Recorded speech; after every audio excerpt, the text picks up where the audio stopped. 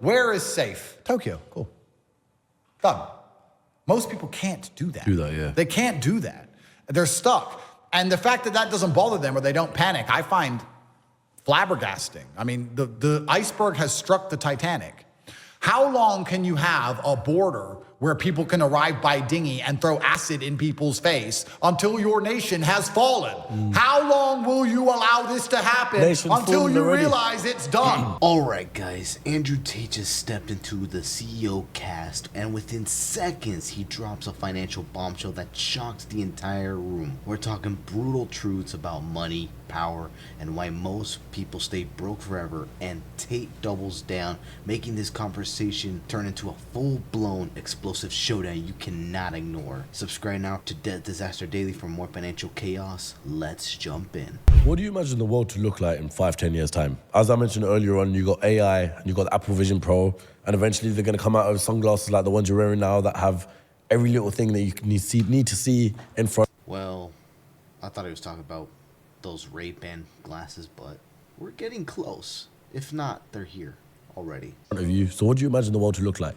Is it a scary place, or is it a thing of where it's interesting? It's a good question. And I'm going to tell people how I came to my answer. I think the best way to predict the future is to study history. I believe in times of old, let's go back the last 3,000 years. If you were a king, your life was pretty good. Or it was as good as life could be. To be a king, you had power, influence, money. That's what you had, and you were a king, and you lived a good version of life. If you weren't a king, you were an average man, a common man. And I think the world is cyclical. When you were a common man 2,000 years ago, you were effectively a slave, and life was terrible. And then that was the same all the way up to perhaps the 1930s, 1940s. Being a common man was pretty terrible. And perhaps it was the war and the massive loss of life. Perhaps it was something else, I'm not sure. But I kind of feel like there was a golden period between in the 50s, the 60s, the 70s, the 80s, maybe even the 90s, where being a normal, hardworking man, because life is cyclical, went from being a terrible existence to quite a good existence. In the 60s, you could be a normal man who worked in a factory, an unskilled labor job, and with one wage, you could afford a house, you could afford a car, you could afford to raise a family, your children would not be taught garbage in school, your wife would respect you, you'd have a home-cooked meal. Times were good. Times were good. All the things I said about playing Uno earlier in Hyperbole are true. What matters most? Your wife loves you, you're respected as the breadwinner, your kids respect you, they listen to you, your house is clean, your house is safe, your car works, your life is good. And I feel like, because it's cyclical, those good times are over and we're going back to where it was before. The kings have always been fine, and we always will. But if you're the common man, I think that the good days are over, and I think it's gonna get harder and harder. Inflation is gonna absolutely decimate your spending power. Now, inflation doesn't damage me. Inflation doesn't damage me because I own all the assets. Inflation just means houses get worth more money. Inflation just means Bitcoin and stock and land and houses all go up. Inflation means my car collection is no longer worth 110 million. It's now worth 300 million, whatever. I own everything. Inflation is amazing for the rich man. 100%, I love it. But for the broke man, you're done. You're fit. You're done. You're fit. And that is the sad reality, guys, where the poor get screwed over and the rich, well, they profit. Because inflation is meaning your money is worth less. And it's going to take more of your money to buy a house, and your wage is not going to increase at the rate of inflation. It's becoming more and more impossible for you to own assets. For us asset owners, inflation's fantastic.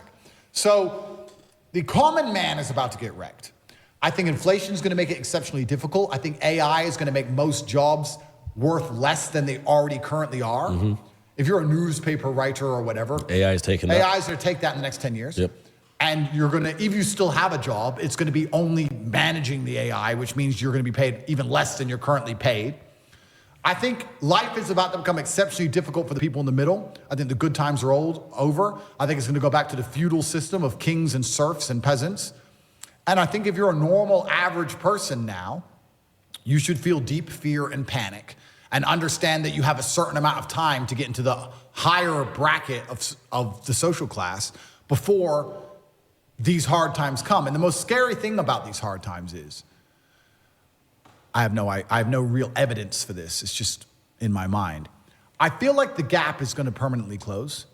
In olden times, let me think about this thought, because in olden times, the chance of turning into anything more than a peasant when you were born a peasant was effectively zero, unless there was chaos, unless there was a war or some great catastrophe which allowed social mobility for you to go to war, win, get a knighthood for bravery, get some land, and change your social mobility class. But there had to be war and chaos for you to escape, because without the chaos, it's kind of like a prison break. When all the rules are being adhered to and the prison is operating as it should, you're stuck in your cell. But if there's a prison riot, you have a chance to escape, which means uncertainty and chaos are required for the difference in social mobility. And that's always been the case. But now I feel like with AI and certain other things, although there's going to be instability in the world, although they're going to continue to lie to us, I feel like the Matrix is going to gain enough control to keep us all in our pods or in our 15-minute cities, or our electric cars will be turned off, or we need to get our bug rations for the week, so that there can't ever be enough true chaos for you to escape. There won't be true social mobility, and I feel like there's going to be a close. The people who are rich now, their bloodlines will be rich for a very long time. And the people who are poor now, if they don't get rich soon, in the next 10 years or so, they're never going to get rich. You're never going to get rich. The prices of houses are going to continue to go up. Prices of land is going to continue to go up. Inflation is going to continue to happen. Your wages will not catch up. It's going to get harder and harder for the average person to ever stand a chance of owning any assets. Yeah, it's now or never. Yeah. It's almost impossible right now. How does the average... And for those who are not, well, I guess for the non-believers out there, well, look up the stats. Literally. Take your time, go on a new tab or something, look up the stats. I mean, historically, the resources are there, and historically everything's been going up slowly but surely. So who's to say it's not gonna go up in the next 10 years? Person on an average wage buy a house in London right now. Yeah. It's almost impossible already. I think in the next 10 years it's going to become truly impossible, and they're going to use AI to keep the gap closed. And what's interesting about that is, well, I'm in the rich team, I guess. But what I find most interesting about that is the socio ramifications of the fact that I think this is quite pertinent to most average people. I think most normal people understand. If you were to ask them, how's the economy? They'd say, well, it's impossible. I can't pay for my bills. I can't pay to eat. I can't afford a house. I can barely afford my mortgage. I'm never going to get rich this way. They understand all of this, but they're not panicking. Why are you not panicking? The Titanic... Simple answer. Well, they're not financially literate. They don't understand money the way they should. And it's not taught in schools. It's not taught anywhere. If anything, they're taught the opposite. Just hit the iceberg. You may not be in the water yet, but it's a certainty. There's nowhere else to go. It's going to sink. It's going to happen. Panic now. Don't panic at the end with everyone else as they go into the icy depths. No, I would argue if I was on the Titanic and it got struck by the iceberg, I could have got a lifeboat nice and early. Now, I wouldn't have women and children first. I'm just using this as an example. Analogy. I know where you're going with it. I could have gone to the top deck when no one else was panicking and said, you know what, I want this. I want to go on a lifeboat. No, I don't feel comfortable on a lifeboat. And the guard probably would have said to me, you don't need to go on a lifeboat. It's no big deal. I said, yeah, but please, just give me the lifeboat, or here's some money or whatever. I want this one. Give me this one. Everyone started panicking at the end, and there was no lifeboats left. And people are sitting here now going, oh, yeah, the economy's bad, but, you know, maybe if we vote for this person, who the... Don't want to swear. It's wrong. Who are you going to vote for that's going to put money in your pocket actually? Actually come along and say, here's money. Nobody. You still got to pay your...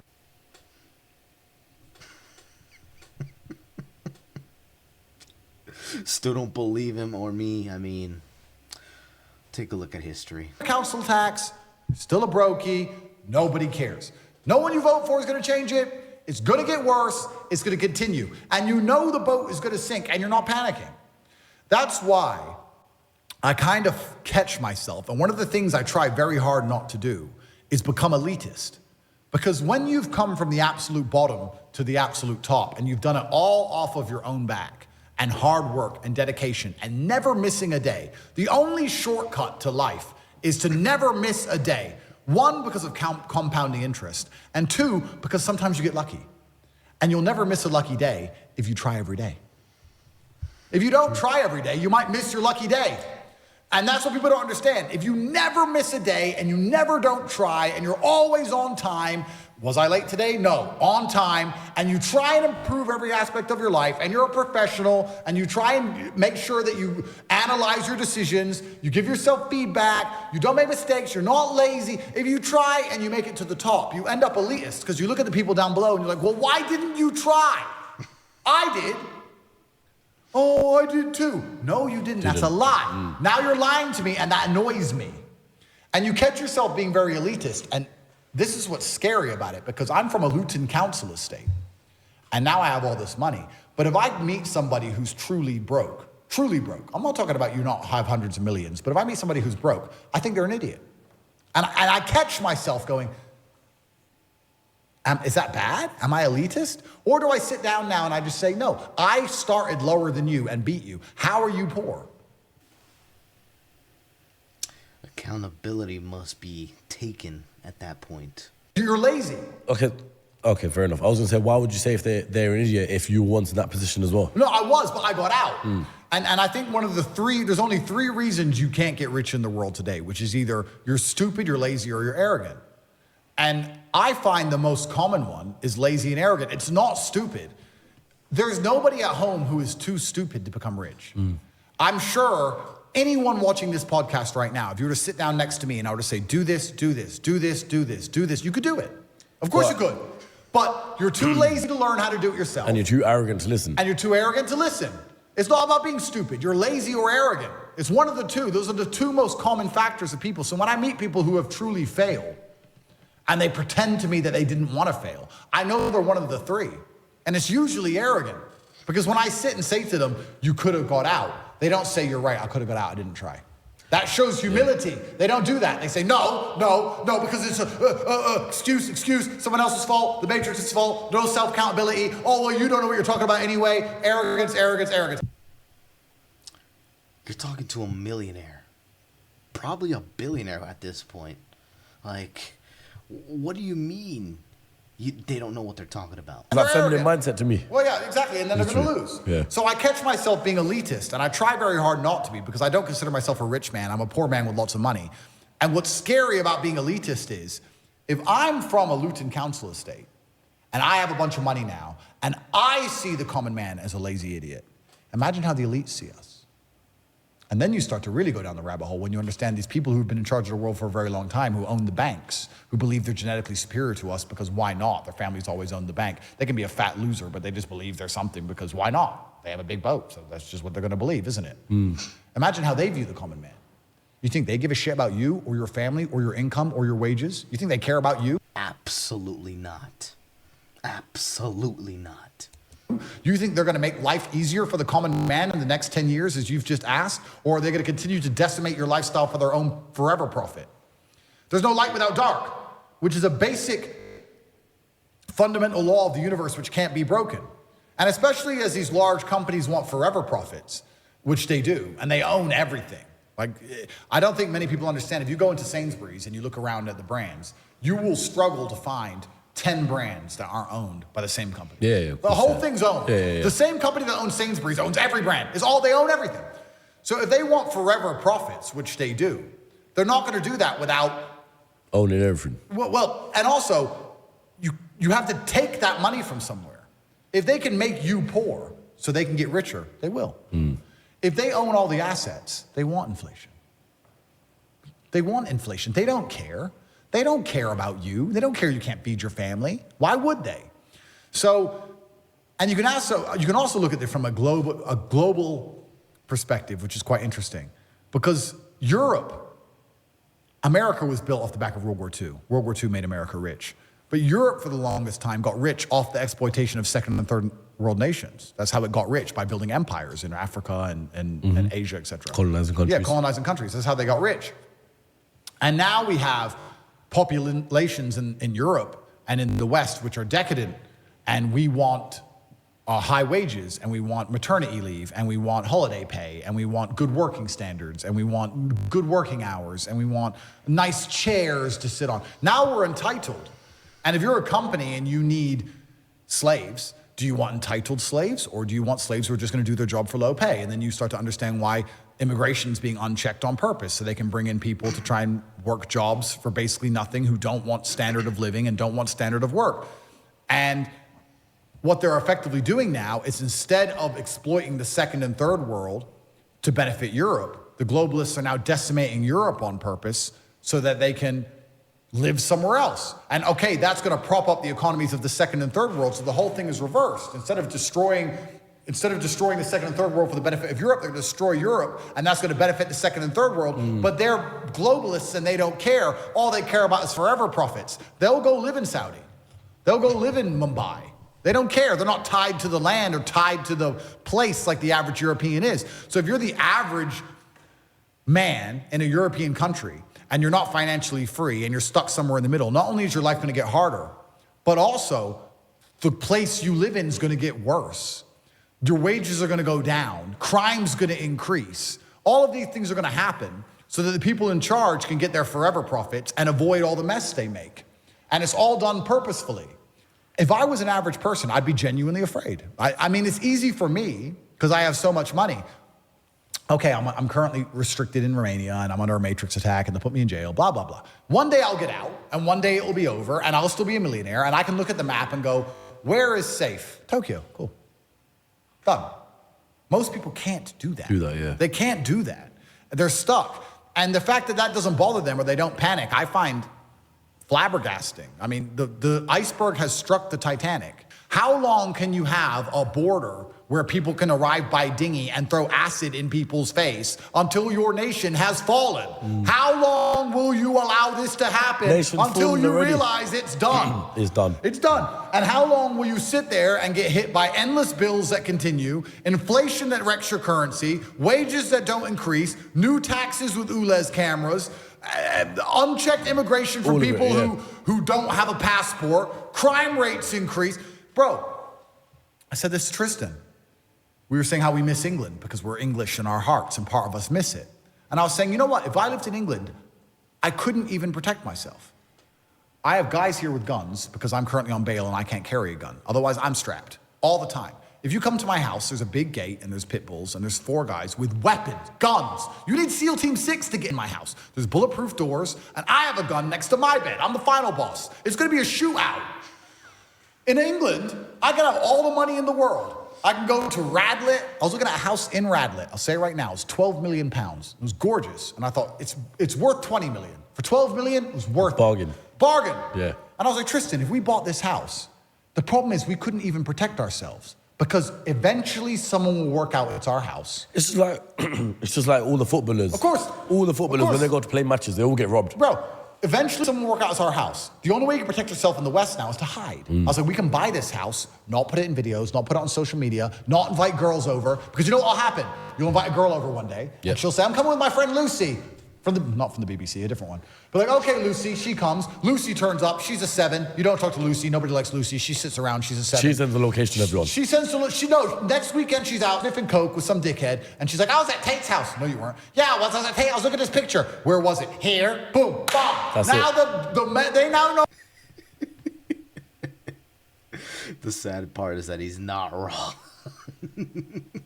Where your house is, Locations they start drop. talking about it. Mr. Bugatti, Mr. Diamond Watch. I'm sitting in my Radlett house. There's fucking 25 windows, 6 door entrances. I'm like, Tristan, we can't even hire armed guards. Who could we even hire to protect the house? I could come along with $1 million a month contract. I'd end up with G4S, some old man sitting in a little box. And when they rock up, 20 dudes with blades, it's over. You can't even be rich in England unless you want to hide. Tell me this, yeah? I wear a $400,000 watch in Bucharest, Romania. In London, I can't wear it. In London, I don't wear it. So we're talking about how the nation's failed. You could be rich in England and you're still not safe. You still have to pray they don't find you. You have to live like a hermit, like a cockroach under a rock and hide. Or maybe you get a chance to call the police before they chop your wife's hands off. Oh, that's great. That's how fallen this nation is. And there are people there with no money. They're not even rich like me. They have no money. And they're sitting there going, it'll be okay. Maybe if we get Rishi Sunak out and get another one in. No, it won't. No, it won't. It is a failed society. You need God. Revert to Islam and move to Saudi Arabia. In Saudi Arabia, none of that will happen to you. This is what I was going to say. So tell me, picture this for me. Paint me this picture. The case was dropped. You're free to go wherever you want. You get on your private jet tomorrow. Yep. Where do you tell the pilot to go? Well, that's so I'm talking about to reside, not just holiday. Yeah, to reside. Yeah. And that's the thing that's interesting, because I really, truly believe the Western world has fallen now. And one of the things I prioritize now in my stage of life is safety.